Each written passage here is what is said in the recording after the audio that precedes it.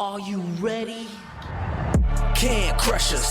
It don't really get no better than this the podcast that you're looking for if you're really heavy into wrestling. Hosted by the Mark. Energy that's so amazing. Gotta keep it entertaining. Rep the Can Crusher Nation.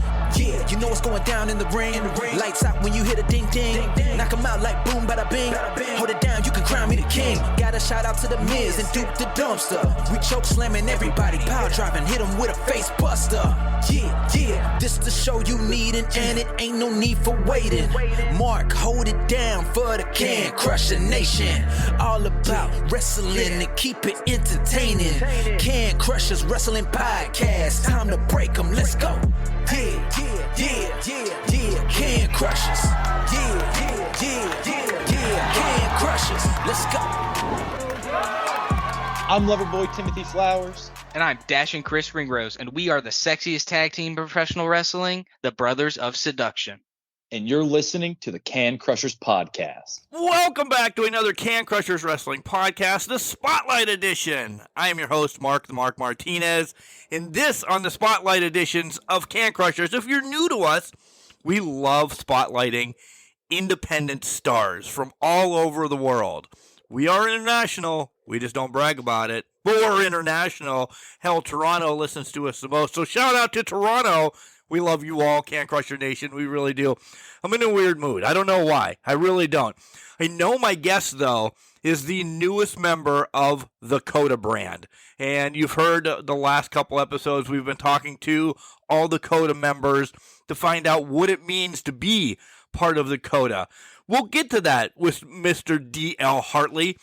Mr. 325 from the 325, the big boy from the big country. We'll get to all of that with him. But I also want to know why he got into wrestling and what makes it tick and what he nerds out about and just some cool stuff about him because I've watched some matches and man, this man can move.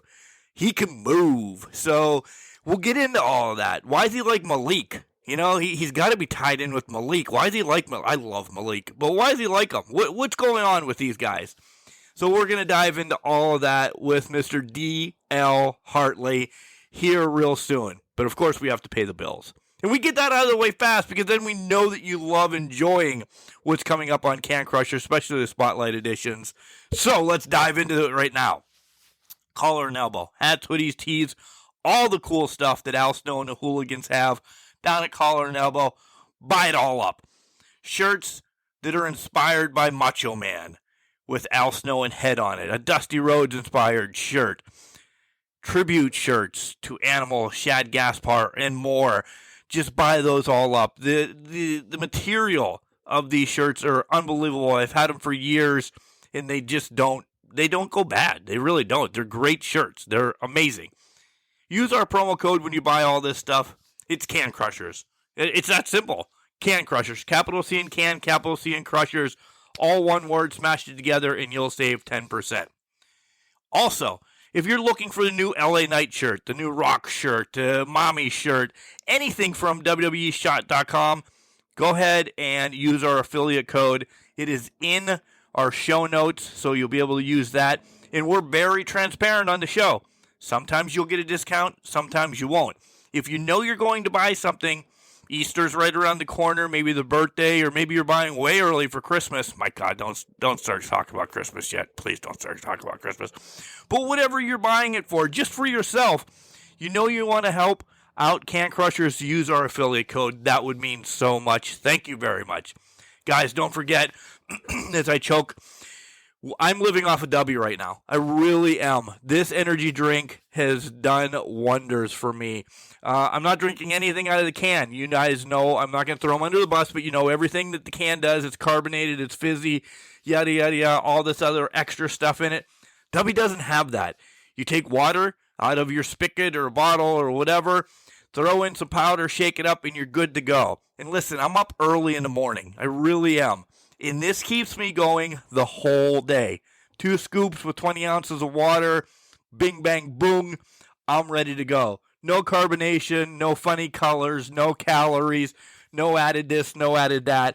It is just Beach and Peach is just amazing. So check out Dubby and buy all their stuff as well. There's a sample pack if you want to try it first, and you'll get 10% off of that with our promo code. Or if you continue to love it, buy in bulk like I do now and save 10% with our promo code CanCrushers. Mark, where can we listen to you at? Well, you're listening to us on your favorite app right now, which could be Spotify, iHeartRadio, Google Play, Stitcher, iTunes. The list goes on and on. Anywhere you can find podcasts, my God, words are hard today, podcasts is where we're going to be. We're also on kind of my favorite one right now is Podurama, and it's seamless. I'm listening to my favorites in the garbage truck, and then I come home and I'm doing some editing and stuff, so I'll slap it on my laptop. It just transitions, boom, boom, boom, boom, boom. And wherever you left off from where you're listening will just carry over with you. It's really cool. And right now, if you sign up with Podurama, it's an app available on iTunes and the Google Store. Not iTunes, it would be iShop or whatever it is anymore. I don't even know what the apps are called anymore on Apple and Google. But nonetheless, wherever you find your apps, it's there. Sign up. You'll save 50%. Tell them Can Crushers sent you, and it's really cool. Join the conversations on Facebook, Instagram, and X. We always got something going on there. It's really cool. And if you'd like your own spotlight, this is the wrestlers listening to Mr. DL Hartley's interview. You can be in part of this. Wrestler, promoter, valet, manager, referee, whatever. We love to hear your story. We love to do a little promotion with you as well. Reach out to us on any of our DMs or cancrushers69@gmail.com. I've spoken enough. Here comes Al Snow to tell you more about Collar and Elbow, and then we're going to dive into this interview with Mr. DL Hartley. Wrestling. A love and a passion we all share. I've started a wrestling brand. The wrestling brand. A brand founded on the aspects of wrestling. Two entities working together to create a product that connect emotionally for people everywhere. Collar and Elbow is the brand. Passion and love for wrestling is the drive. I am Al Snow, and this is Collar and Elbow, the wrestling brand. This is Donnie Bambino, one half of the Bad Fellas, and you're listening to Can Crushers. I don't know how you're listening to it, but I'll tell you what, you better leave a 5-star or I'll come visit you. And you don't want me knocking at your door. Welcome back to Can Crushers, folks. You heard how excited I am to talk to this big boy. He is a big boy from a big country. He's Mr. 325 from the 325, DL Hartley. DL, how you doing tonight, my friend? Hey, what up, Cub? What up, bro? What up, bro? What up, Cub? Hey, how you doing? How you doing? I am excited to be here. You really are. It sounds like you've done some of that W that we send out there for energy. You are on fire tonight, and it's awesome. This is what I need. Well, you see what happened is I just got a good little pop going on because I listen to my my pop punk music whenever I'm in the gym. So I'm still hyped. I'm still good. I'm still good to go. I need to do that before you're getting on the Can Crushers. Need to get the hype. Right? Oh, God, I may have pegged you. I may have pegged you when I say, who are you? So we'll hold it. We'll hold it. How's everything and all of that before we get into the hard, taxing questions? Oh, everything's good. Everything's cool over here. I just got done at NTW, North Texas Wrestling. Had a show yesterday on the weekend for February 18th. I know this is going out on Wednesday, but I am the number one contender for Kane Carter's United States Championship. And I'm so excited because, I always support the boys. I'm not going to act like I don't know these people. I don't act like I like these people. I like Kane Carter. I like what he does. But I'm collecting gold all over the place. And I'm going to make that USA 325 real soon. Yeah, that's what I like to hear. But you have something else big that's essentially, recently, I'll put it that way, that's just happened, and you are the newest member of the CODA Brand, and I'm still knocking at the door to get in. I was waiting for a little bit. So what up, CODA? Shout out to CODA. Shout out to everybody over the CODA Brand. Whenever I first met Cam, I was like, okay, this guy's got something. And then I saw him with Malik and Neil at NCWO. That's when I really got meet them. And they were a little like, who's this kid coming from Texas? Who's this kid coming from 325? Like, who is this? Saw one match with me, and it was against Jay Sosei at NCWO. And they were like, oh, yeah, we mess with you. I'm like, okay, cool. Awesome. Great. Thank you. Cappuccino Jones, he I don't know yet. I don't know. He's iffy. I like him, but I don't know if he like me because, like, my drink of preference is sweet tea with a little bit of lemonade, and I don't think he like that very much. But everybody at the CODA Brand, real good boys. Have a good time whenever we're with them. Have a podcast out for my initiation, where we did some wings and things, and it kind of took over social media for like 24 hours, and it was a blast. Oh, we'll wrap back around to that. Because I told you I don't do a lot of homework, but when it takes over social media, I have to notice it. I have to notice it. So, listen, spoiler everybody knows, everybody's running through the CODA Brand here on Can Crushers, and Cappuccino Jones is next week. I might have a beef with him, too. He doesn't like sweet tea and lemonade? What is wrong with him? He doesn't like it. He just doesn't like that I don't like. I like coffee, but it's not my go-to drink. It's always an Arnold Palmer. I do like cappuccino. I do like cold brews, but that's not my top. It's not my top. It's maybe like 3 because, that strawberry Dr. Pep, that's a good one too. But I just don't think that I don't think he likes that my number one choice isn't, coffee. We get along so well. We've been talking for about 5 minutes, and listen, I don't know about the strawberry Dr. Pep. It's in and around. It's not number 2. It's I really am a Gatorade fan, but Arnold Palmer's Gatorade. I don't mind coffee, but it's got to be cold. Outside it's got to be cold. I'm not drinking coffee in the middle of summer when it's 900 degrees outside. It just doesn't make sense. I understand. But all right, well, I'm going to get a lot of hate next week from Cappuccino Jones. So nonetheless, we'll move along and we'll take care of the guest that's on right now, DL Hartley. DL, tell me how you got introduced to professional wrestling. Mom, Dad, Aunt Sally, Uncle Joe. Like, what crazy family member said, "Hey, this is your thing"? Everybody. I am half Hispanic, so I come from a Hispanic household. I was raised Hispanic my entire life. My family is all about pro wrestling and cowboys. Hashtag we the boys.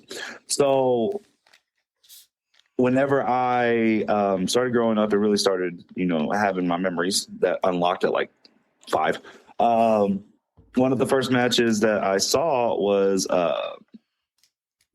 when Mankind came out, and he was on Mankind and Dude Love and Cactus Jack, Mick Foley. Everybody was on the screen.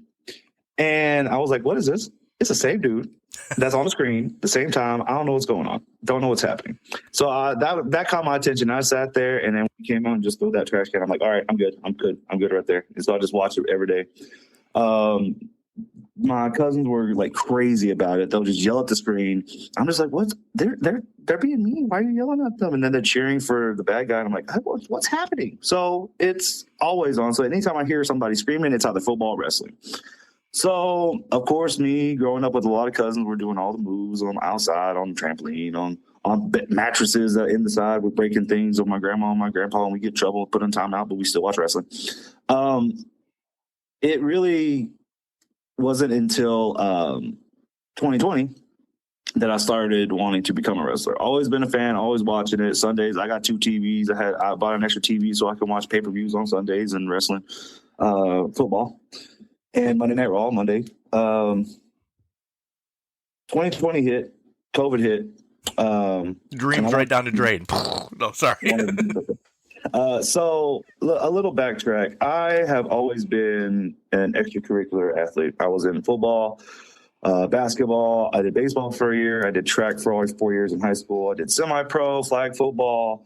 I was in band for 12 years, marching band. So that was very, very taxing. And then I also did ballet for 3 years. So I was always doing something outside of my schoolwork or my actual work. And this was the first time I didn't have anything going on.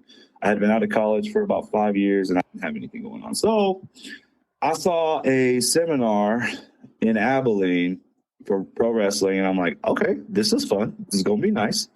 And so I just show up. I was like, okay, I want to do this. I don't want to go take boxing classes. I don't want to go take MMA classes. I don't want to go do cycling class. I want to do something fun that gets my body going, gets my mind working. And so when I got there and I saw the ring, I was like, oh, this is legit.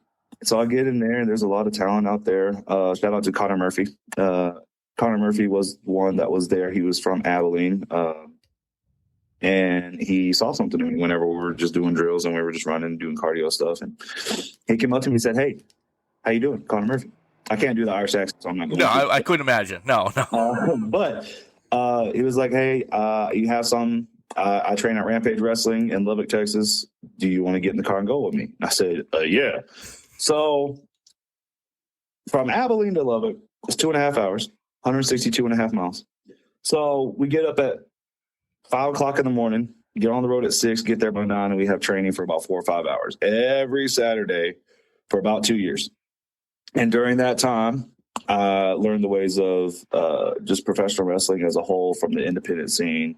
We had some seminars come in. We had a lot of people coming in from the Rampage Dojo that were on shows, and I did security for a little bit, and then I was going to do ring announcing, but Eric Grayson, the trainer over there, was like, nah, you're too big for that. I'm like, okay, what about ref? And he goes, no, you're too big for that. And I was like, okay, I'm just going to be security. So it wasn't until March 6, 2021, I had my first match with Max Franchise, Rampage Wrestling. As soon as I had my first match, I was like, this is going to be the career that I have going forward. And I've had it pretty good in my life. There wasn't really an influence that made me like wrestling saved my life, but it wasn't until 2022, at the end of 2022, I didn't know where I was going. I was lost mentally, emotionally, with a lot of things going on personally, and I didn't know what was going on, what was going to happen. And then I talked to a close friend, Phil Noir, shout out to Phil, Nice. and he wanted me to come out to MPX. They had open training, MPX Metroplex Wrestling in Bedford. And I said, okay. So I went there, and it was great. It was nice. It was very challenging for Athena and Matthew Palmer, the head trainers over there.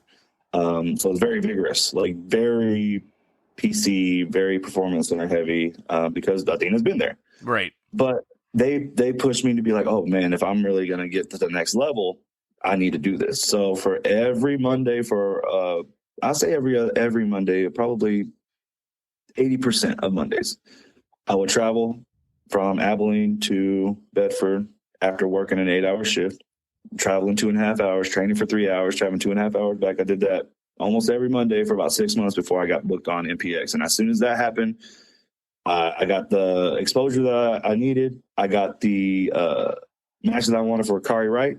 Kari Wright's doing big things, so shout out to Kari for giving me my first MPX match. And everything's been going well from there, and I'm really glad I didn't give up on myself, because right now I'm having a hell of a lot of fun. I'm meeting all of these good boys, all of these good characters, all of these good people in wrestling, and I didn't really have that exposure to that many good people, good, like just human beings in general that care about people and care about the world before I got into pro wrestling. So I'm really glad I didn't give up on that, and that's kind of where my story starts. Is I want to say 2020, but really 2022 at the end, saying like, "Hey, man, I'm about to be out. I don't want to be here anymore. I don't want to be in wrestling. I don't even want to." Just a lot of dark thoughts, but in that aspect, wrestling did save my life. MPX saved my life. So much to unpack, because you just did my whole questionnaire, which is amazing, because I know that you listened and you know I was going to ask all those, and I did. They want to hear you, not me. But let me unpack some of this. So, All right. I really am intrigued, and I'm not poking fun, because I know this has something to do with your wrestling experience. Talk about the ballet and what it actually helped in wrestling for you. That's going to be fun. So in college, I had there were just these this curriculum to get you some credits. You can do some fun things, some extracurricular fun things. I golfed, and one of those by the way. things was folk dance. Right? Polka. Oh, I would love that. Sorry, this is your story, not mine. So folk dance was good, and I'm like, okay, cool. I'm gonna go to folk dance. Well, in the same studio that like country dancing, folk dancing, waltz, country dance, all that, just general dancing. There was a hip hop class, and I said, okay, this hip hop class is gonna be pretty good. So I'll sit in on it, and Claude Williams was the head director there. And he was like, hey, big man, what you doing? I was like, oh, just watching. He's like, you want to dance a little bit? I said, yeah, let's dance a little bit. So did the one hip hop class and was hooked on it, but I couldn't really pay for it. The first one was free, and then I talked to the director, and I was like, hey, how much is this? And they told me, I said, no. This is a one-time thing. Well, then they said, I'll get you a deal. If you can make ballet 2 times a week and help with the class, then you can take hip hop for free. So I was like, all right, time to get my twinkle toes on and start doing some ballet. So I did that. I had 3 classes of dance, 1 hip hop, 2 ballet per week. I was in a ballet rendition of Beauty and the Beast and the Nutcracker. This sounds so fun. This sounds so fun. And I was the rap king, so it was fun. But like the hip hop class, we did hip hop contemporary, very, very modernized, like emotional dance. And I didn't do tap. I tried to do tap. It didn't work. I wasn't tap-a-ruin. But I had a really good time. Well, with me having that experience really made me more agile on my feet, really made me more into like body control. And I didn't realize how important that was in wrestling until I started doing these things. It was just instinct, just some twirling, especially my cartwheel. Some people have called it the cartwheel, but the cartwheel is my mainstay. I'll say that's my signature move. Yeah. But it's whenever they see something like that, they're like, how you do that? I was like, ballet. And okay, let's just throw that's the elephant in the room. Whenever people say wrestling ain't ballet ain't wrestling. Okay, it's a big old thing. Ballet is not easy for wrestlers. Wrestlers ain't easy for ballet. But I got both experience, and I know some wrestlers out there have experience for both. And so whenever somebody says that, I'm like, what's wrong with ballet? Because that's hard too. Because I did it. But that's kind of what contributed to how I am and who I am in the ring is a lot of the experience from ballet. I like to hide behind any barriers, any characters. When you see me, there's no gimmick. There's no barriers on that. I'm just me 100%, 110%, 110.325% if you want to be that way. It's just really, it really boils down to all of my experiences growing up, even in college, outside of college, just portraying who I am. And it's just little bitty snippets of making me who I am. So. I was going to save this till later, just from videos and everything that I did watch, but you are thoroughly enjoying yourself. I mean, titles and this and that and everything, but what you're doing in wrestling right now, you're having fun and running amok, right?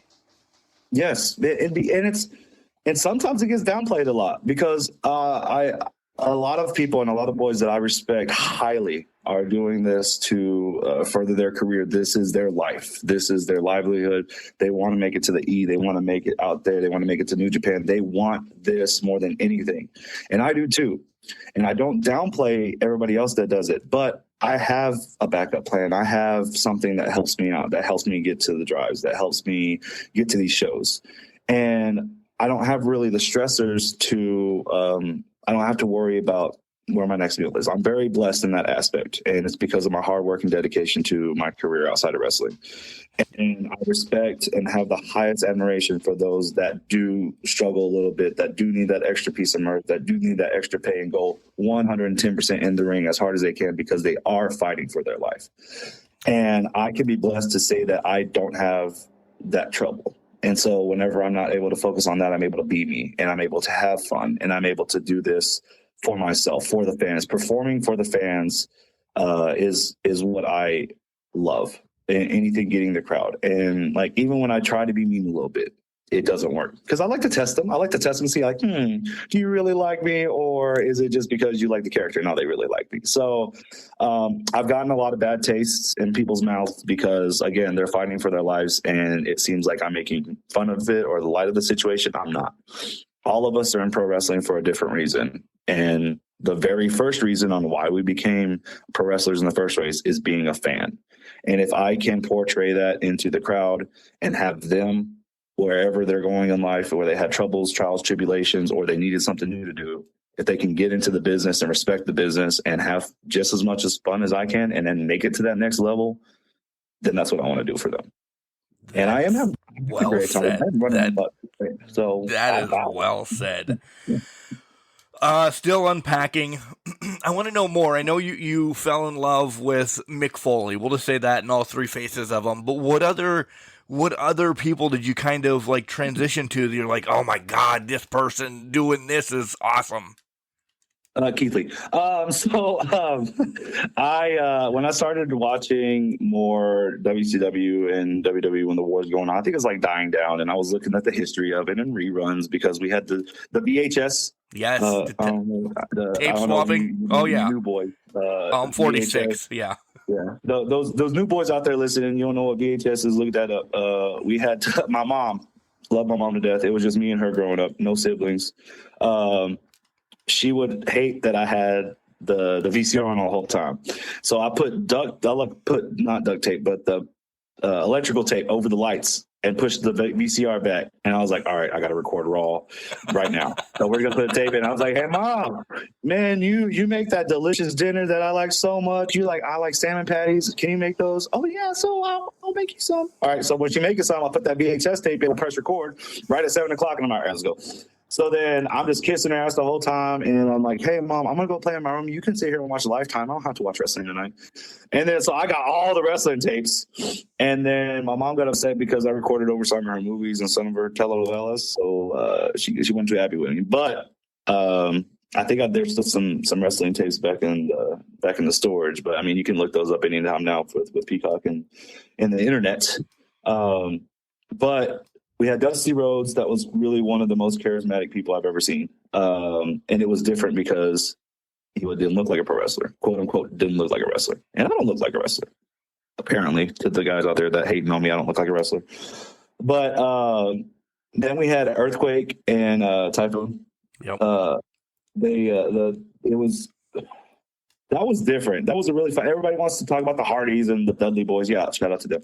But you didn't really have the big tag team. So then I was like, Jamal and Rosie, 3-minute warning. All these big boys coming out. And then Kane doing things that Kane don't do. Everybody talks about The Undertaker till the sky is purple. It's fine. But Kane really did some out-of-nowhere stuff.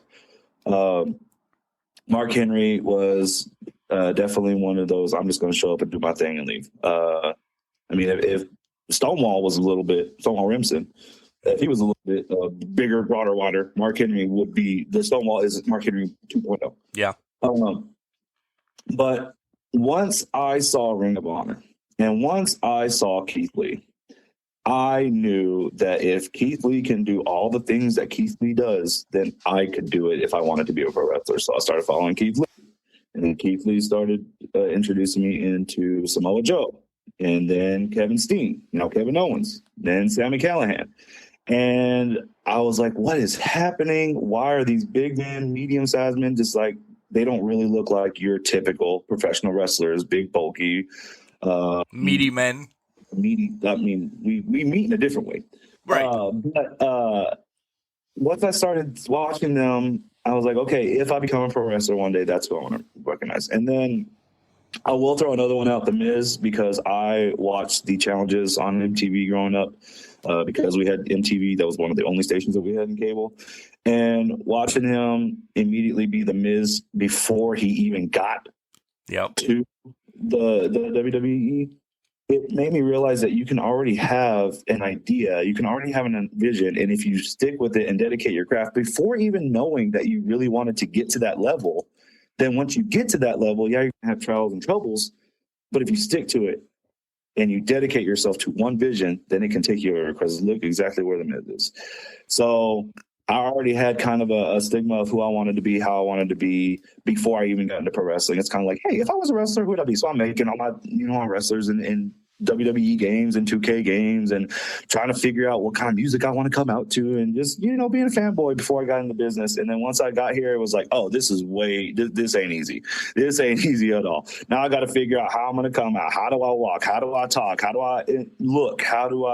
What are my colors? What are my appearance going to be? How am I going to work the crowd? How am I going to do the kids? Am I making kids laugh? Or am I make the kids cry? Are adults going to like me? Are they going to buy my merch? All of this happening within the first show, and then it still is a little difficult. But like, I can talk about how easy it is to have an idea and a vision to get into the business, but once you're in, you need to buckle up for the ride because it doesn't stop. And your mind is always racing for these new ideas and new visions. But as long as you stick to that anchor on why you got here in the first place, then it's going to take you places.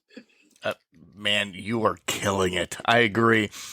Let's go back to training, and this is kind of one of the last training and first match. I know you said about the first match, but I really want to get your like real thoughts on first match.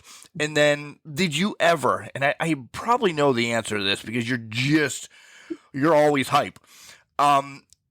Did you ever have that thought in those 8-hour car rides, essentially back and forth, doing this, doing that, working? And I understand all of it. Did you ever have the thought you're like, holy piss, this is more than I thought?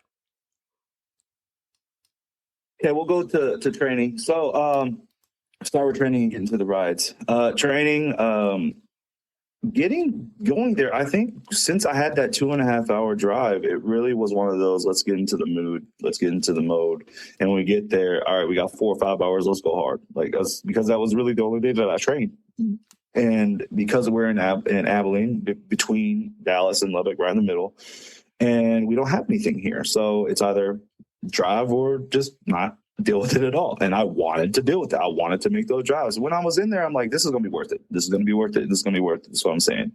Whenever we got to training, it's like, damn, I'm blown up. I'm hurt. I'm sore. I'm going home. But on the drive, I'm just like, man, that was worth it. That was worth it. That was worth it. So that's all it was, is this is going to be worth it. And this is worth it. Those were my 2 things going there and back. And I trained for a good year, a year and 2 months, because I started training January 2020. So my first match was March 6, 2021 against Max Franchise. No, it wasn't. I didn't know what I know now. And I wish I did, because I was trying to go 100 miles a minute, trying to be like, okay, this is my first little match, my first going. And it wasn't like an official show. We did like a Rampage Dojo show. It was a very special for the Rampagers, for the fans. It was something special to showcase because we were going through COVID. So we wanted to be very careful. So we were limiting on like our shows at that time, but it was really good. Mac took care of me. We did some fun things because we kind of mirror each other in that aspect, especially in our backgrounds. But after the match, I'm like, hey, Mac, I'm sorry. I was trying to do too much. He goes, yeah, you were. It's just a little bit. I had to keep up a little bit. I'm like, I'm sorry, Mac. So we had a good laugh at that. But then that kind of really set the tone of, okay, this is who I need to be. And so anytime I'm on the road now, instead of saying this is worth it and this is going to be worth it, I'm thinking, how can I make it worth it for my opponent? Because I never want to say, hey, man, you're doing too much. Hey, that's going on with me. That's why I kind of don't do a lot. But when I do, it's something that you don't expect. Right. So now when I'm in those car drives, it's like, how can I make it worth it for my opponent? How can I make it worth it for the booker? How can I make it worth it for the promotion on trying to get me on their show? And I'm thinking those ideas. And then once I start developing who I am as a character and as a person, I'm just going there having fun. Now, even some of my opponents, there have been a couple in there that are like, what the hell are you doing? Why are you making fun of this? It's like, I'm not making fun of this, but I'm having fun while also putting you on the damn ground. But then they rebuttal back by saying this is my life and they chop the hell out of me, but it's fine. But it's all good and fun. It's all good and fun. Competition is 100% what it needs to be as far as the story goes. Like, you're trying to be better than the bad guy. You're trying to be better than the good guy. You're trying to be just as great as the person that's better than you in there. That's a veteran that has the experience, that knows exactly what to do when to get to that level. And in those car rides, it does get a little overwhelming, especially when things don't go your way, or you're in your head about, hey, I didn't that spot, or I wasn't in time, or whatever my opponent did. I screwed everything up whenever he hit me, and that's why he hit me again. He kept hitting me, and I'm like, I'm sorry. But then, like, when I pushed him off, like, did I piss him off enough? Like, does he like me? Like, I want to be competition. I want to like the guy I'm in there with, because I want to dance with him. I want to dance with him a little bit. I want him to like me, so that, he can tell the booker, hey, put him back on the show. I don't like him, but put him on the show. And I every time I'm in there, I'm just like, all right, you're across from me. It's competition. We're going to be good. But how do I make myself not look like a fool? Because a lot of people don't like me, again, taking light of pro wrestling. And I'm not, and again, I don't like getting upset about the situation. Like, I understand, but it's hard for those drives home. Did I do enough? Yeah. Did the crowd like me? Did the promotion like me enough to hire me? Are they going to blacklist me? Are they going to blackball me because I said the wrong thing, or I didn't say the wrong thing, or I didn't go shake everybody's hand, or I didn't give everybody a hug, or I didn't put ass in seats? Like, it's hard to be 7 to 8 hours out and to make a fan base. Shout out to Gladiators, the Gladiator fans, Ozark, Arkansas. That's almost 8 hours away from me, and I do have fans there that show out to that and make those drives worth it. But it's new places that you go that you have to find like a reason to connect, and it's very hard. And I'm spoiled as hell. I'm spoiled rotten when it comes to MPX, Rampage, Gladiator. It's easy because the fans know me, and I can show up and I know that I'm going to be welcomed. And there's some people that don't like me because they're like, I just want blood, I just want violence. I'm like, I'm sorry. But regardless, I get a reaction. Like me or not, they're watching me. Right. That's how I got. The eyes are on me. You could either pay for a ticket, you could boo me, you could cheer me, whatever. Eyes are on me. Thank you. That's all I need. Just eyes. Yeah, you're putting asses in seats, as Ricky Morton said. You said it a minute earlier. And I'm trying to do more, but whenever that doesn't happen, those rides are anxiety ridden. They get inside your head mentally. It's like, now I gotta figure out, like, why am I not enough? Why is what I'm doing not working? Why am I the problem? And it's always me. Like, you're putting so much blame on yourself. And it's not until you have to settle down and ground yourself and really like sit and think, okay, maybe it was a bad night. Maybe the crowd just didn't like what was doing at the time. Doesn't mean that they don't like me. Maybe they wanted something else. Maybe they wanted more violence. Maybe they wanted tables, ladders, and chairs. Maybe they wanted somebody to get cut. I don't know. But like, maybe they weren't there for me, and they don't have to be there for me. And it's really one of those humbling experiences where, okay, the show is not catered around me. I am a part of the show. I'm a part of something bigger. And if a fan doesn't like me, then that's not the end of the world. If I get booed when I'm supposed to be cheered, that's not the end of the world. The end of the world is not being in this business and being like, hey, we don't want you here. Okay, bye. You're not doing enough. Yeah. But I can't be so hard on myself when it gets to the aspect of, am I doing enough for pro wrestling? Because I want to do as much for this company, as much for the business as it's done for me. And whenever I don't feel like doing that, man, it takes a toll. Yeah, I get it. I really do, because heart and soul into it, do this, do that, and then one night could, like, I'm done. But it wasn't, to be snisky, it wasn't your fault. Maybe the crowd was just having a bad night. I'll throw the blame on the crowd. It's not DL that's saying it. Maybe the crowd was having a bad night. Maybe it was raining outside. Maybe you had some of the arthritis that was bothering. It's not always you, so you can't take the blame.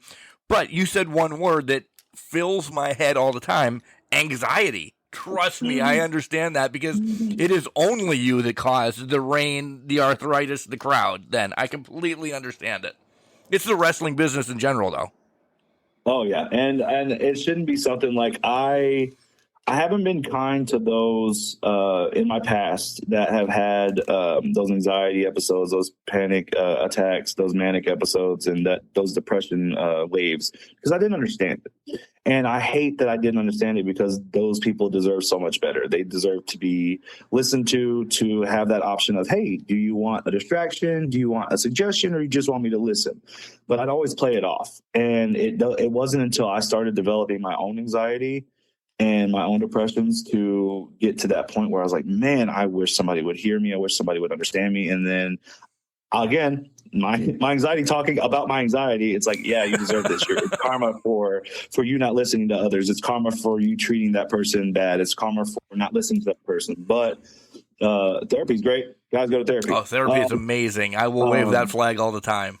It was hard. And it's expensive for a reason. And it's expensive because it helps, and it's expensive because it works. And a lot of people say they can't afford it. There's programs out there that will even listen to you just for one session and try to get you a game plan on going and take payments. But you have to find avenue. You can't give up after one. Like I went to 2 local therapists around the big country area and one outside the big country.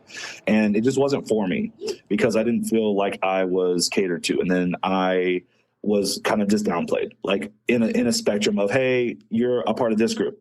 And it wasn't until I went to online therapy really set me with somebody who listened to me, and they didn't care about the money. They didn't care about the tips. They didn't care about why they were in the profession. They cared about me, and they asked me like, hey, what do we need to do for you to get you on the right track?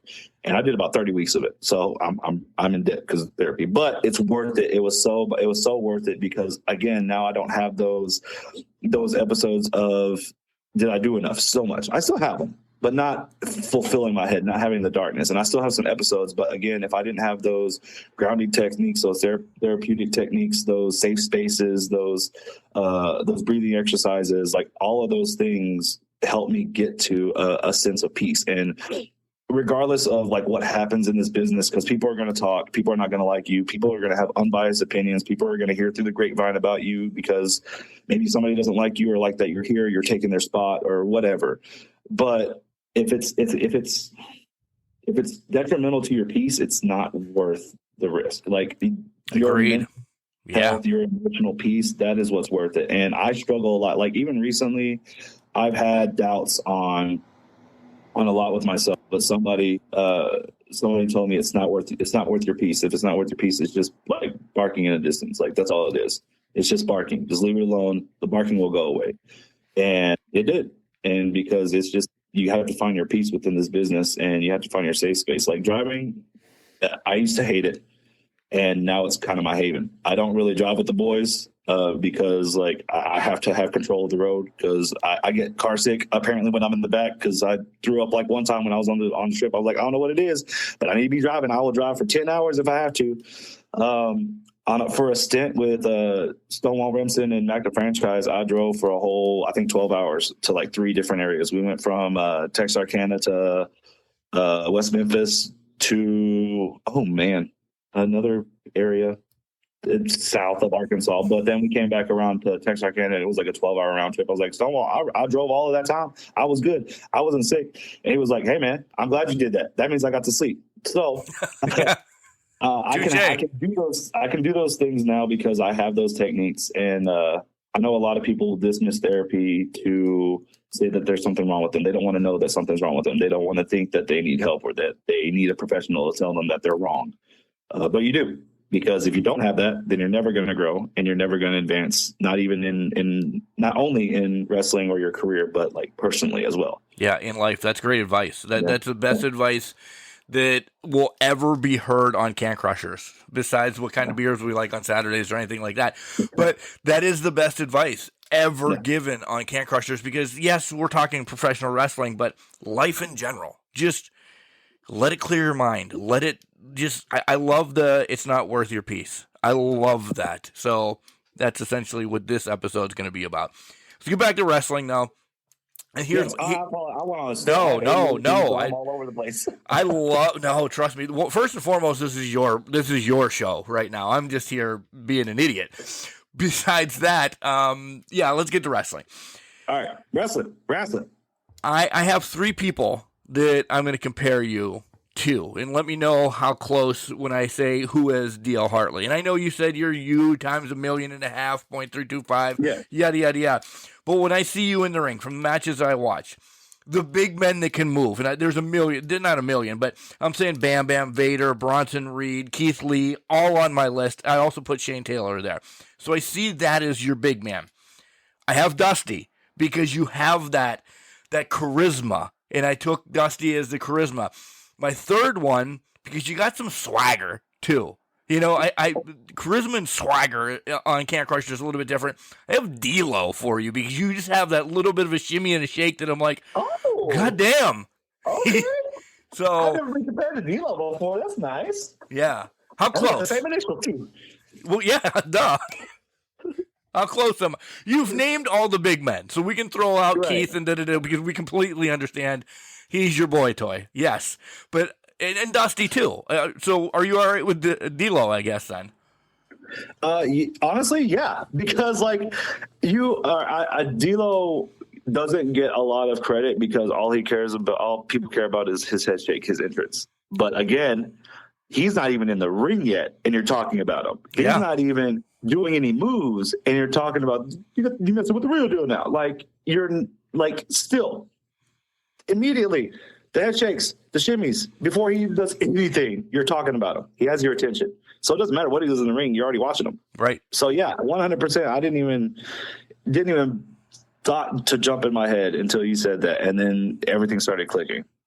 But yeah, 100% for the week, guys. 100% for the week. Thank you for that. All right, let's take some time away from wrestling now and do some nerd stuff. Like, what are you're not wrestling, you're not doing your shoot job.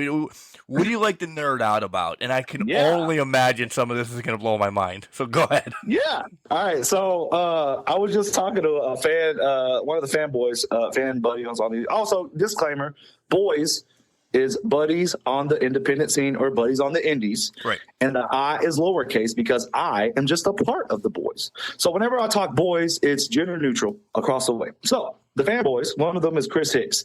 And every time he talks to me, I'm doing something different. Like he was like, hey, what you doing, man? I was like, I'm juggling.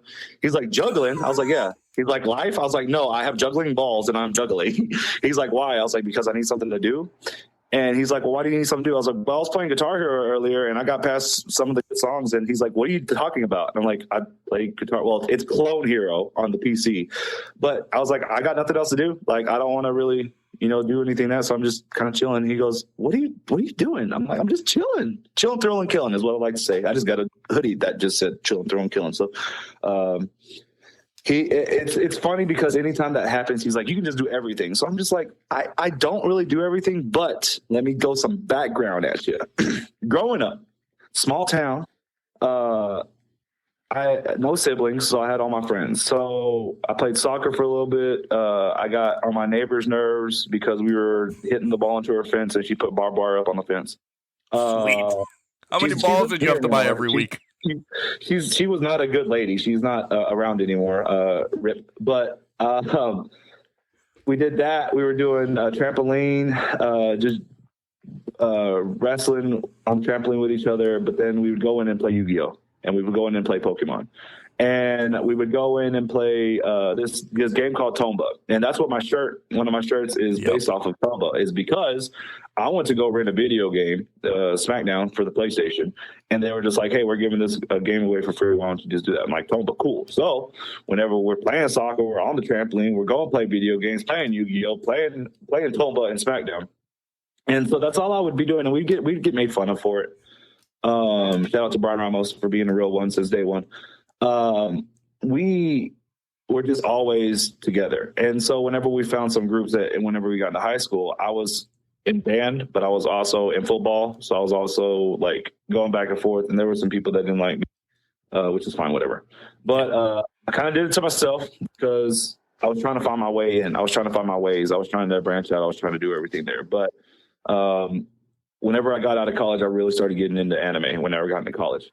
And it wasn't until I started watching subbed, because I watched dubbed for a while. I can only watch Yu-Gi-Oh! And Pokemon dubbed. It's weird. But everything else is subbed.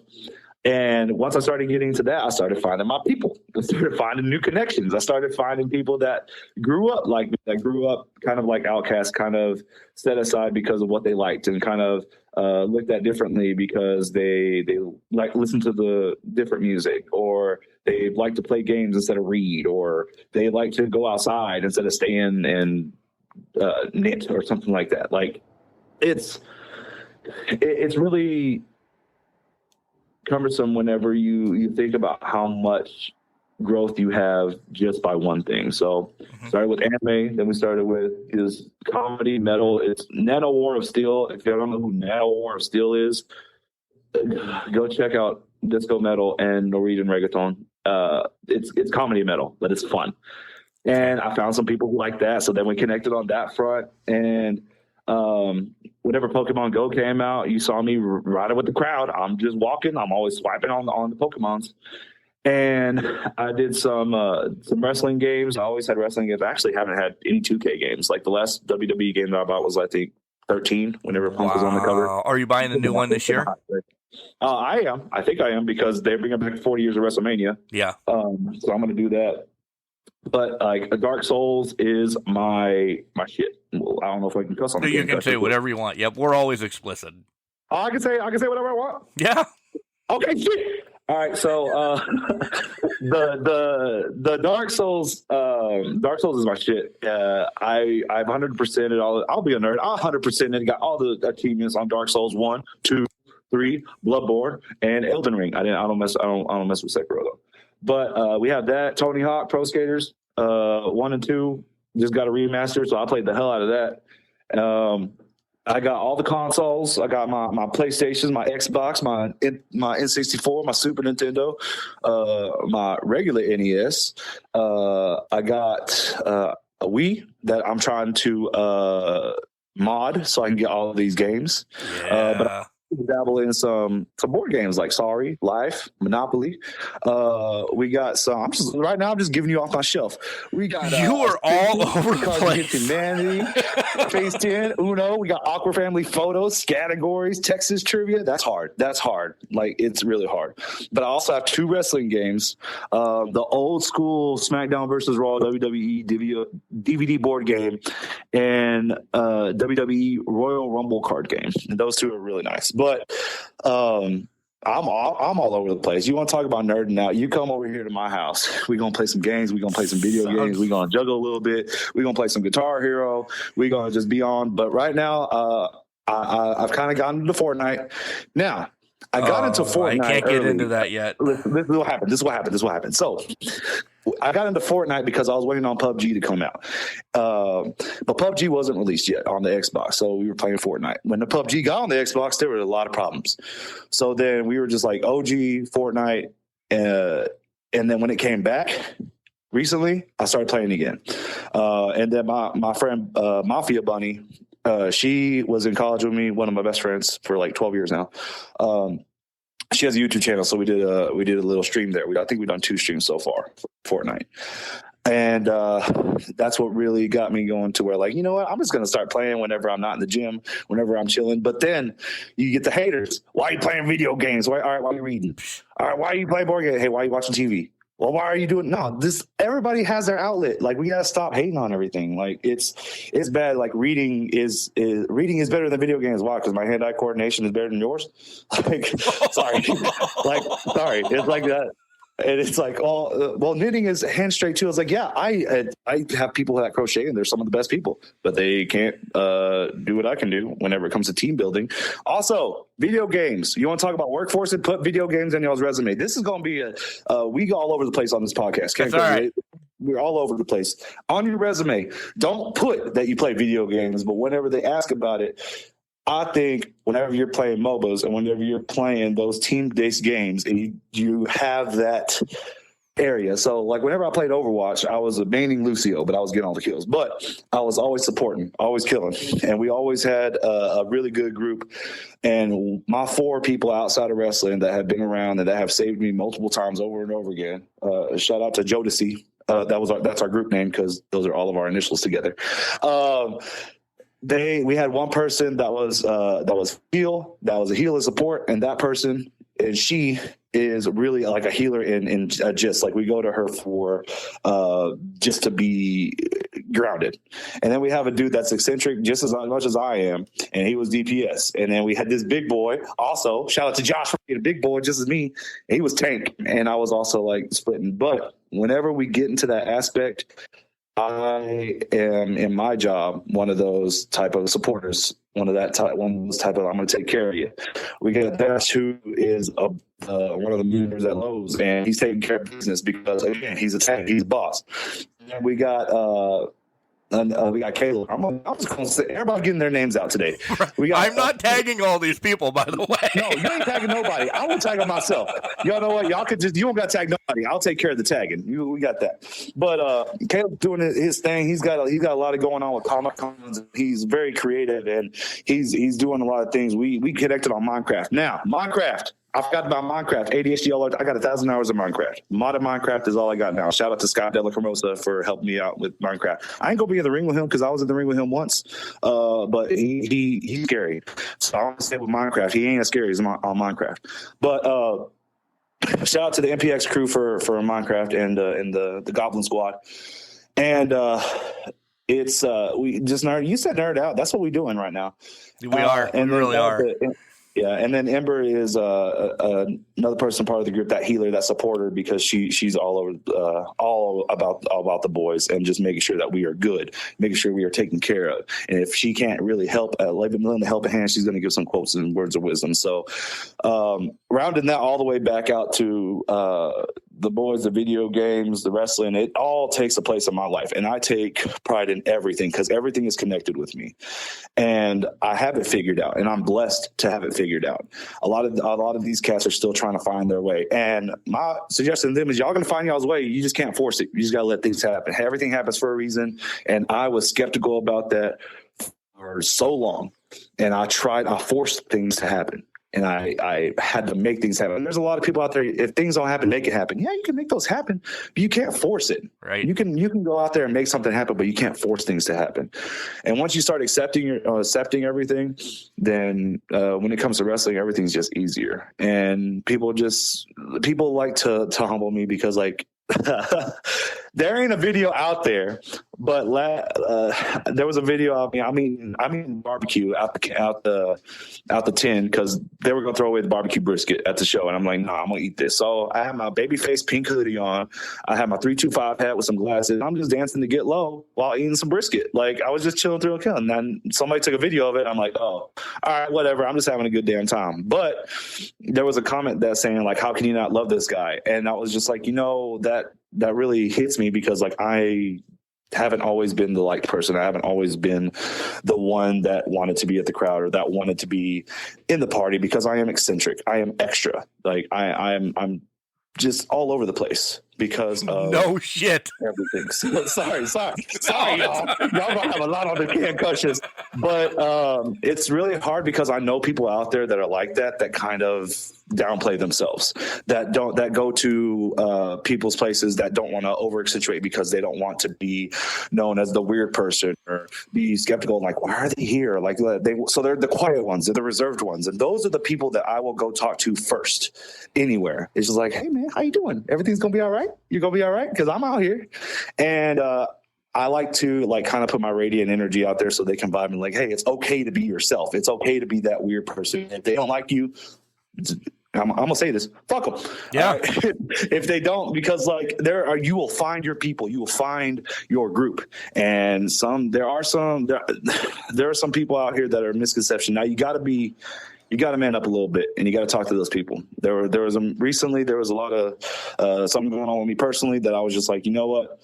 Let's just cut to the chase. Let's go up there. Let's just have a conversation face to face and get this all squashed out. And it got squashed.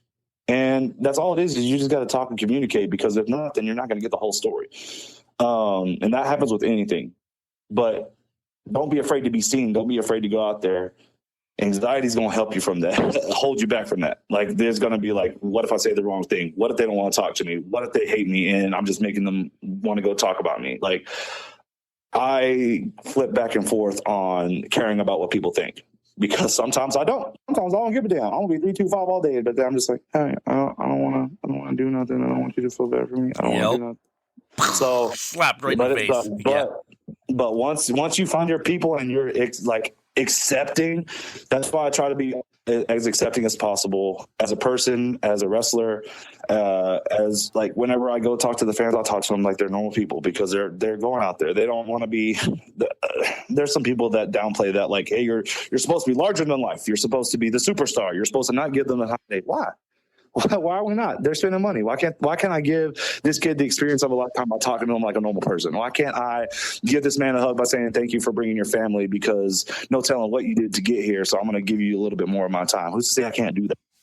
And I try to be as accepting as possible. I try to be a safe place. I try to be a person that they can be comfortable in themselves with, because I struggled so hard to find that group, and I never want anybody to feel the way I did.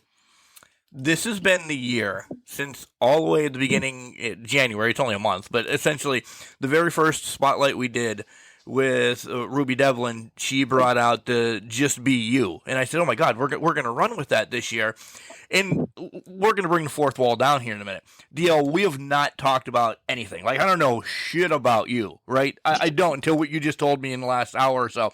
But we didn't plan this. And I never told you about Ruby Devlin saying that.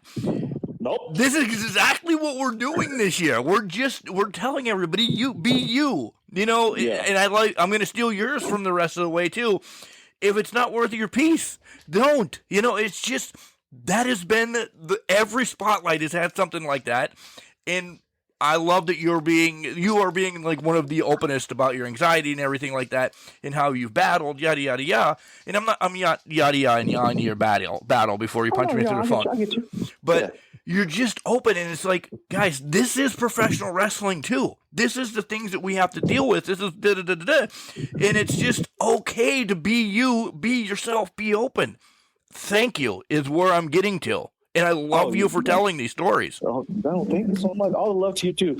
And it's the reason why big names, WWE, AEW, New Japan, TNA, the reason why they can be there where they are is because there's no doubt that they have gone through probably worse than we have now. Mm-hmm. But they have that solidarity. They have that structure. They know how to deal with it. That's why they are professionals. And we are in the professional wrestling business, but they are the ultimate professionals because of where they're at, because they've had to deal with things like this. So why can't we just make it known and just help each other out? And just to get everybody, we're all in this for the same reason, to be successful, to create moments and memories for these fans, to create moments and memories for ourselves. Exactly. And to go along this crazy ass journey. You got to be, there's something, even if it's just 0.325% of you, there's got to be something wrong to be in this business to where you want to get hit and you want to get your back slammed all the time and you want to go through all this shit because we love it.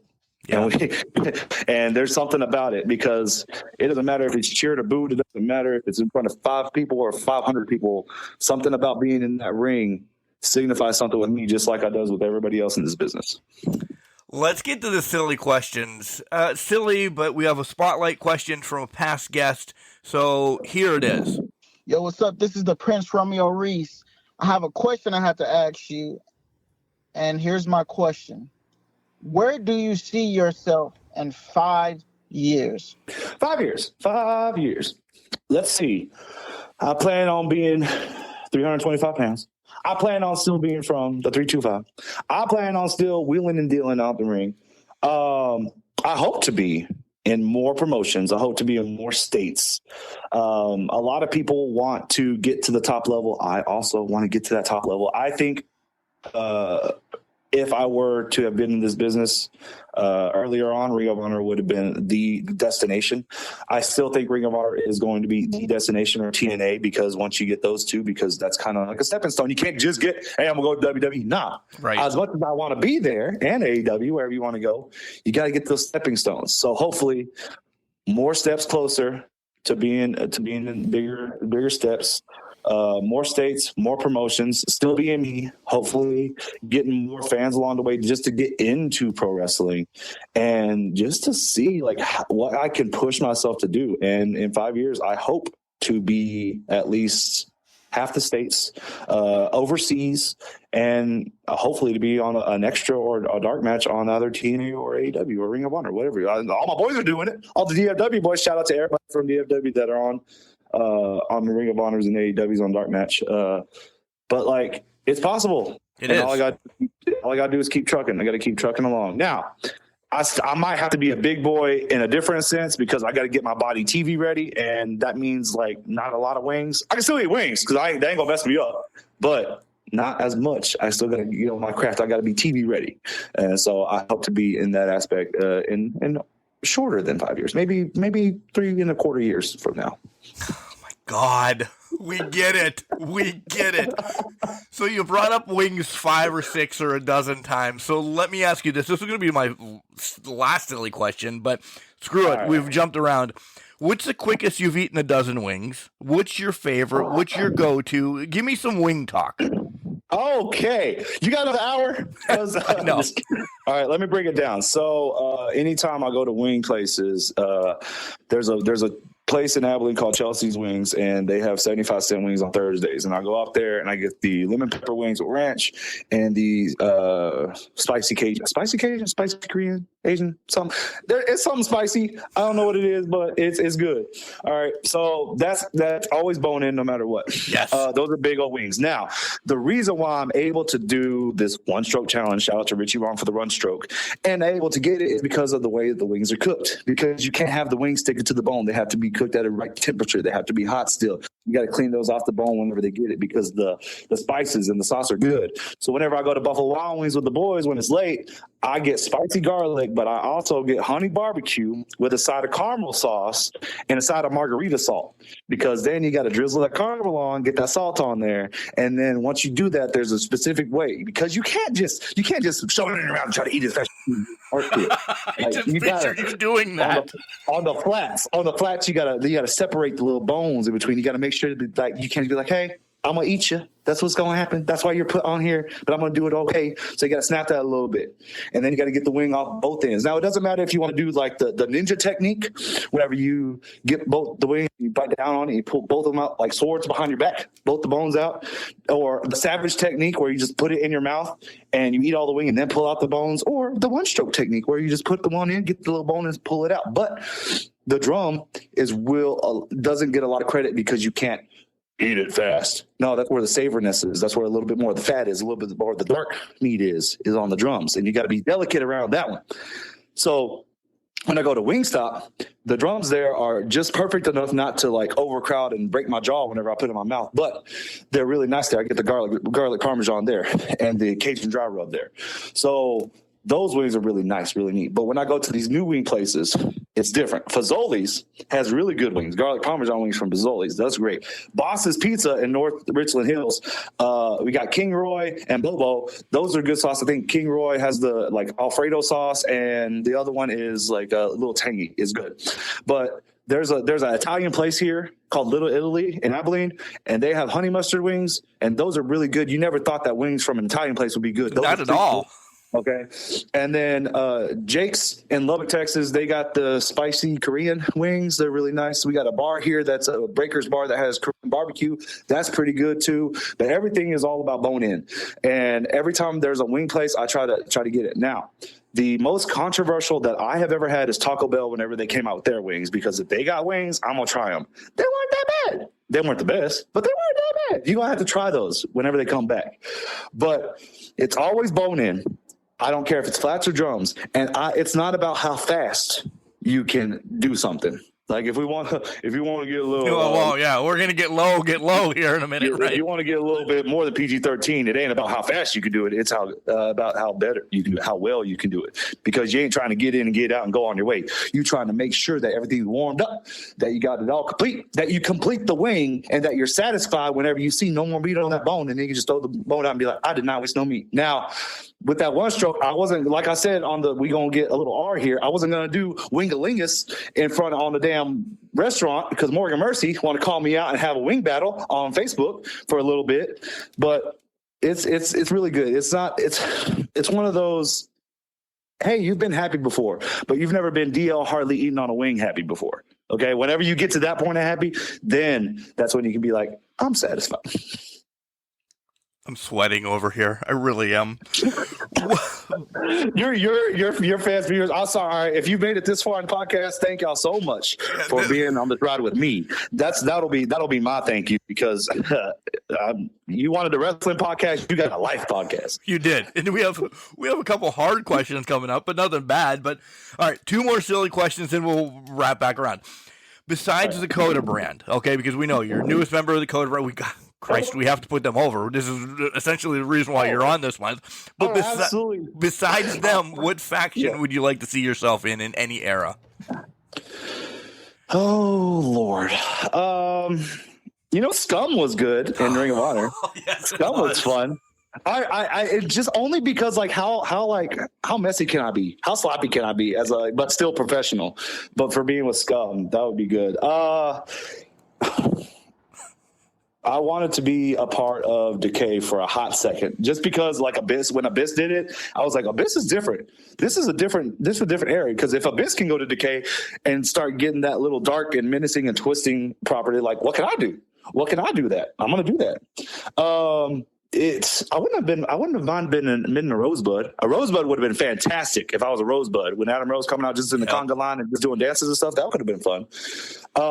Right now I'm putting you in the oddities, but that's neither here nor there. Okay. That's fine. That's cool. On the independents right now, CODA Brand. Always CODA Brand. I will rep the plays everywhere. I'm not going to be in 14,000 factions, but we're going to do CODA Brand.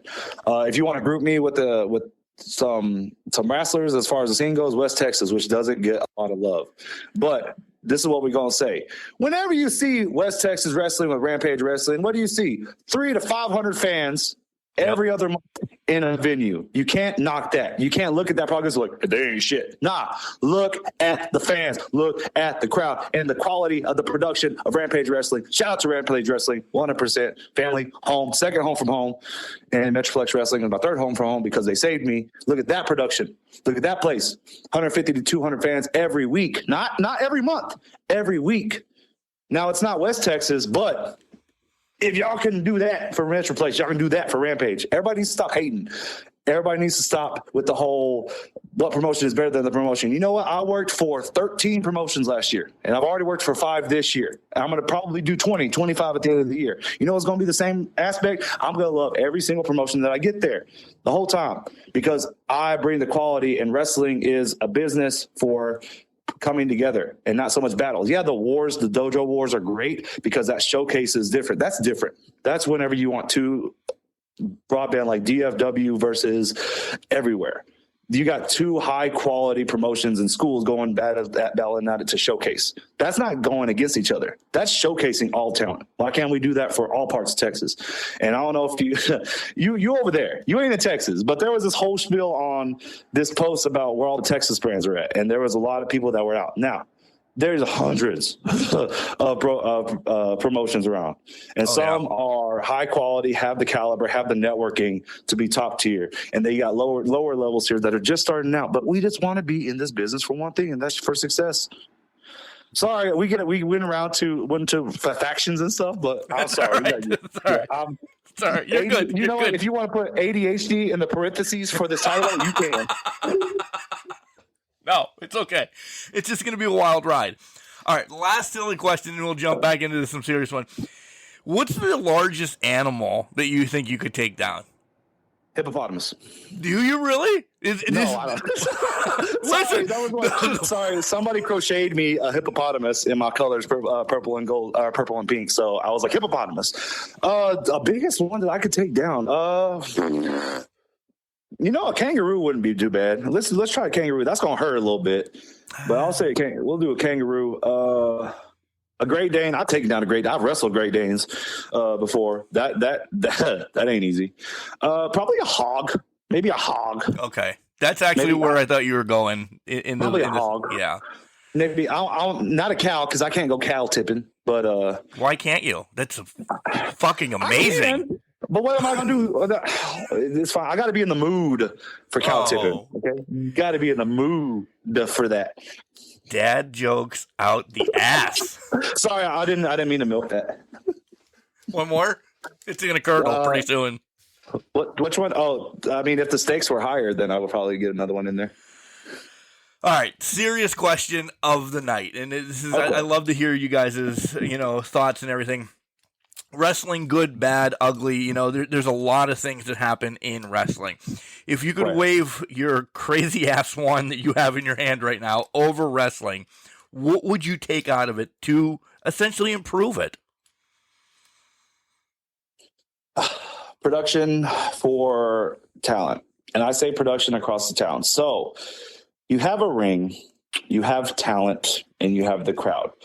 Those are the basics for a wrestling show. What makes it an extravagant showcase is the appearance, the posters, the flyers, the graphics, the announcing, the music, the curtains, the portrayal. As soon as you go in, you need to be like the Coliseum. King of Sports, I will say King of Sports, shout out to King of Sports. They transform any high school gym into a extravagant showcase for professional wrestling.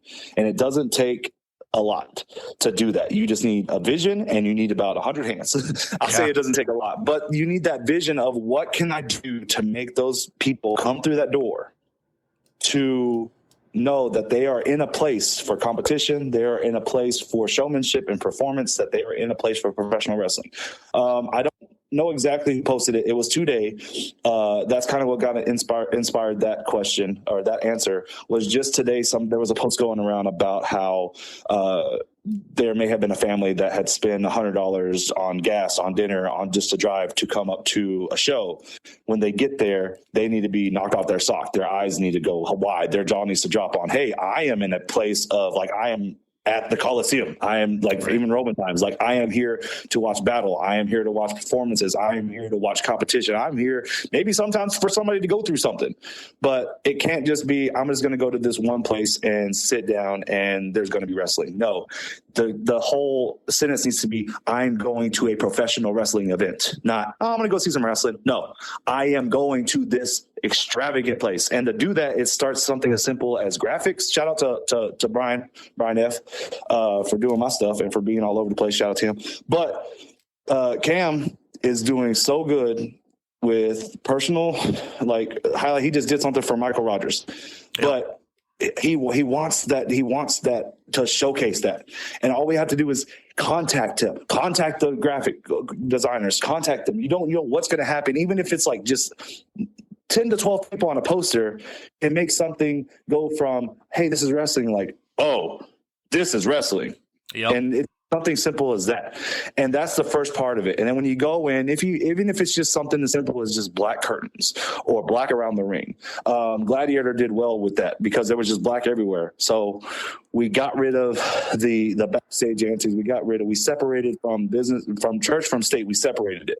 And then as soon as you came out, there's your stage. There's your performance. You have to think about it as theater. You have to think about it as where the crowd is. You're looking up at the stage. The stage has curtains. You're blocking out what's your crowd is supposed to see and what they need to have their imagination. Like whenever you go to the stage, that's yours. You are performing at that. You are the star of the show. But if you just come out and everybody can see everything, it's lackluster.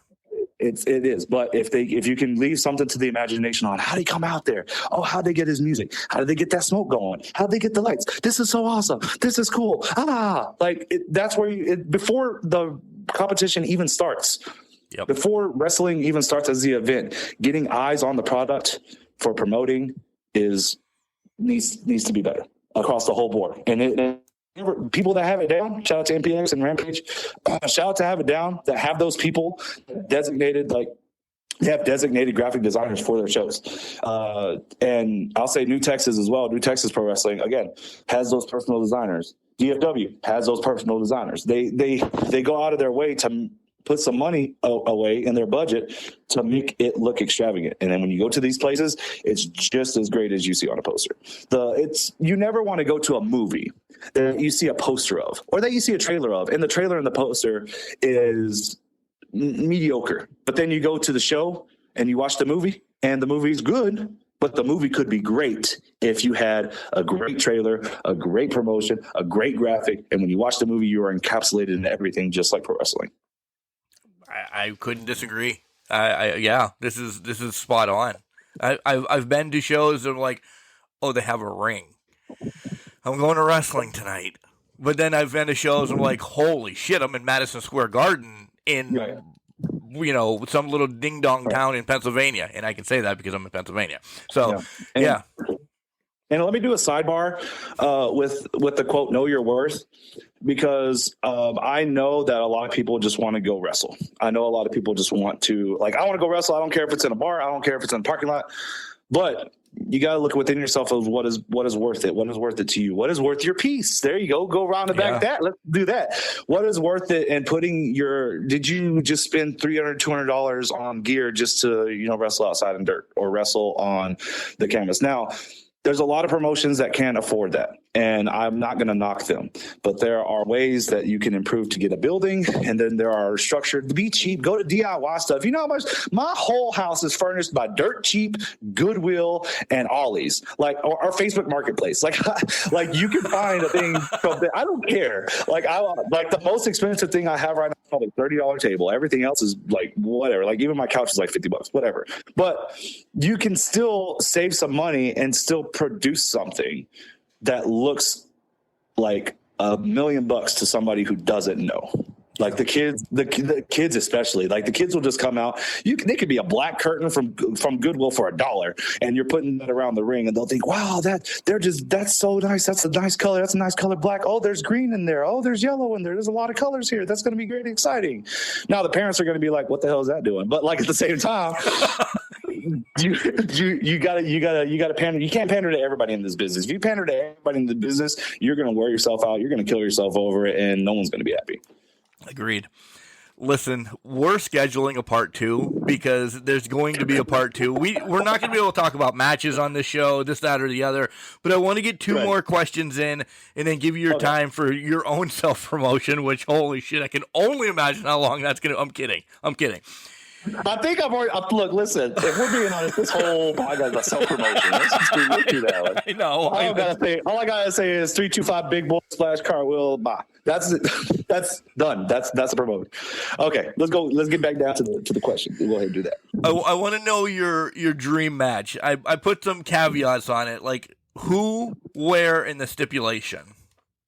Keith Lee. Yeah. Regular one-on-one match. Tokyo Dome. Dream match. Realistic. Keith Lee, the Epic, Wrestle Revolver. Done. Okay. You got a dream match with the same person and a realistic match that has actually happened because Keith Lee has performed at the Epic. Keith Lee has battled Aaron Eagle, who was a part of MPX, and I'm a part of MPX, and Wrestle Revolver, who has ties to MPX, and I was just at Wrestle Revolver show with the same. So I'm just putting it out there. I don't ask for a lot of things in this business, but if for some reason there is an MPX versus Wrestle Revolver show, and for some reason Keith Lee is open, and for some reason the Epic that can house 1,000 people, if that match ever wants to happen, I will take it. I will accept it. let's just do that. But honestly, it's that, and then indie matches, anything. Brian Keith in Abilene would be fun. Sam Stackhouse. I would be the smallest. I would be the huger weight, not the cruiserweight, the huger weight in that match. Most of my dream matches, other than Keith Lee, are people from the indies. Like I will have a match with Brick Savage on February 24th, and that technically is one of my dream matches because Brick Savage is Brick Savage.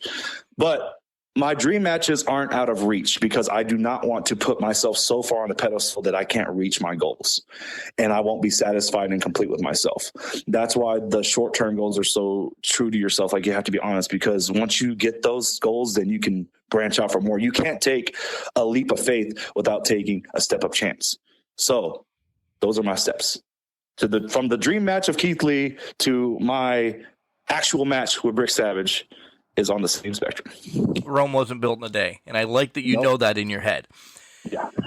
Final question, and then we'll get to you one more time because I just want to hear you do you one more time. Yeah. If you couldn't make it anymore to this February 24th match, and wrestling as we're talking right now is done, do you feel accomplished? Are you happy with what you've done? So on and so forth. I'm content. I don't think I'll ever be completely happy and satisfied 100%. Only because there are some aspects like I will say that for Wichita Falls Wrestling Association, they put on a wrestling show per week for the Texas-Oklahoma Fair. I actually don't want to wrestle that show. I want to announce. I want to do commentary. I want to be the showman of, hey, welcome to wrestling. Like I want to be that, and I want to dabble in that as well. I still want to learn the back ends of how everything is produced, from the cameras to the music to the lighting to everything in the back. I still don't know all of that. So I want to be completely satisfied. I want to know just a little bit of of a little bit. Like, I want to know a little bit of each and every piece of pro wrestling, because if I go to a promotion that needs help, then I can help them. And if I can help them, that's my way of giving back. Hey, your music isn't right. Let me figure out how to do music. Oh, you don't have lights. Let's go buy something real quick that mimics lights. Oh, you don't have a curtain. Let's go buy a sheet from like Goodwill. Let's go buy a tarp. Even though it doesn't look good, you're still having that aspect of how can we make this better just little by little. And I need to have that knowledge, and I need to have that education. So I will be sad that wrestling would be over and done with on February 24th if that were to happen. It's not gonna. So shut up, people. It's not gonna. We knock. You see this wood? We're knocking right there. That's what we're knocking on. Okay. But if everything is over and said and done with, I would still want to be a part of the business in any way that I can. And if that's not possible, then I will be content with what I have. I will be happy in the moments I've made with my friends forever, with all the boys, with all the aspects, with all the fans. But I'm not going to sit here and be a fool and lie to myself saying, yeah, I'll be happy. No, I'll be content. We'll have that word. Okay. Content. I like content. Yeah. Content's probably the best word for a professional wrestler anyway. I really do believe that. All right. Again, we are, folks that are listening and have made it this far, we are scheduling a part 2 to talk about matches and some more accomplishments and yada, yada, yada about that stuff that's happened in his career. Holy moly, we have to. But I know, DL, that we could sit here for 3 more hours and make this a 4-hour podcast. And then I'm not going to work tomorrow and this, that, and the other. So I can give you about 3 hours and 25 more minutes if you wanted to, but whatever. See, throw up the softball and you hit it. Boom. Give everybody your socials, your merchandise. Where else are you going to be besides February 24th and all that? All right. So, it's the big boy for the big country. Mr. 325 from the 325, weighing in at 325, traveling 325 miles, putting $32.50 in the gas tank anytime I go. I will have a beacon soon, and that beacon will have a QR code that will have all the addresses to my socials. But my Instagram is DL.Hartley. My Facebook is DL Hartley. YouTube is at DL.Hartley. My booking information is found on those pages. Go ahead and do that. My list on the beacons, if you wanted to tip me, give me a little tippity-doo-dah, give me a hot dog and a handshake, I'll have that in my beacons. That'll be on my socials soon. You will be able to find me not only at King of Sports, but we got Hype and Glory in Texarkana. You got Advanced Pro Wrestling in Alvarado. I'm hoping to go be a part of this Sadie Hawkins thing that DFW got going on. I don't know what's been announced yet, but I'm hoping to be a part of that. We got Rampage Wrestling every other month in Lubbock, in Abilene, in Seymour, in Midland, all of West Texas. We got a lot of things happening with those companies. I'm trying to get out to more. So if you're in the Arkansas area, Gladiator, where it is, Ozark, Arkansas, every other month. The next show is going to be a big one. I have a vacant Gladiator World Championship title match against Justin James. We got the Pride champion versus the super heavyweight champion of the King of Sports Alliance battling for the vacant world title. That's going to be a big match, but I can't knock Brick Savage. I can't knock Franklin Varga on March 1st. And then I got my first cage match in Alvarado on the 2nd. So these next few weeks, the next 4 to 5 weeks are going to be big for me, but definitely check me out on the socials. You're going to get a lot of fun. You're going to get a lot of excitement. You're going to get a lot of energy, a lot of wing eating, and you're going to have a good time whenever you look at DL Hartley. DL, this has been, and this is a compliment, a dumpster fire podcast. And for Can Crushers, as a guy of a garbage man, that's epic. That's the best you can get on a dumpster fire podcast. You know, if somebody wants to be a dumpster fire, I know somebody named JoJo from MPX that is all about the dumpster. So you're gonna have me chilling. I'm gonna have a friend in the dumpster, all right? If we're gonna do that, because he that's where he is. That's where he's at. If you don't know who JoJo is, go look up MPX and JoJo. It's not a knock. The dumpster is one of his sacred places. That's where he lives, and he gonna fight that fist. He knows how to fight. He knows how to punch. So it ain't just a knock at him. That's who he is. And that's all about this Can Crushers phenomenon, is to be you. Yeah, it is. I love that. All right, guys, just stay tuned. Part 2 will be coming up shortly. You're going to love this. DL, thank you for being on tonight. Thank you so much for being a part. It was a good time. It was a good fun. And I'm all about the fun. All about the excitement. It's no gimmick. It's no wall. It's no shadow. This is me. This is who the 325 is and what the 325 represents. Hey, I'm Jenny Santana, and since everyone needs a garbage man in their life, check out Can Crushers Wrestling Podcast. I have nowhere to start with what just happened. Oh my God. Hype Bros! And that's two people. So he's Hype Bros within himself. What a fun interview with Mr. 325. Did you get enough of those puns of 325? Did you get enough of the big boy? DL Hartley. Listen, spoiler, it's already scheduled. Part 2 to actually talk about his matches and his wrestling career is scheduled. It will be coming up, so pay attention. It's a little ways away, but we're teasing you, but unbelievable. But again, I want to reference something that we said many times on the show, and we continue to say it this year on Can Crushers, and it puts the biggest smile on our face. It started with just be you. And I'm like, oh man, this is a perfect year. Let's continue to do this. Let's spread the love in professional wrestling. And every wrestler that's been on has kind of piggybacked that with their own version of it or put a little more twist on it or anything. It's not your worth. It's not your piece. Jeez, of course, Mark, you forget that. It's not worth your piece. Yes, I love that. Again, that is so great. I just love the words that are coming out of these wrestlers' mouths this year to continue to say, live your life, have fun, screw the fuck out of everything else that's really bothering you in this world, and just live. Oh, man. By the way, chillin, thrillin, and killin'? Yeah, that too. Man, this was so much fun. Could you imagine him and Keith Lee ripping it up? If you guys have not searched DL Hartley before you've listened to this, make sure you check out some of his matches. I've done some more since I've recorded the interview, but holy schmolies. It has been, I can't wait to actually talk about his matches with him, some things that he saw, and what a well-rounded human being. Now we're going to get into the meat and potatoes dad moment of the podcast. From band to ballet to this to that to football to wrestling to this to that, that's all fine and dandy. But he's got a heart of gold as well. This has been one of my favorites. This has been one of my favorites because I let him run the interview and I was just here.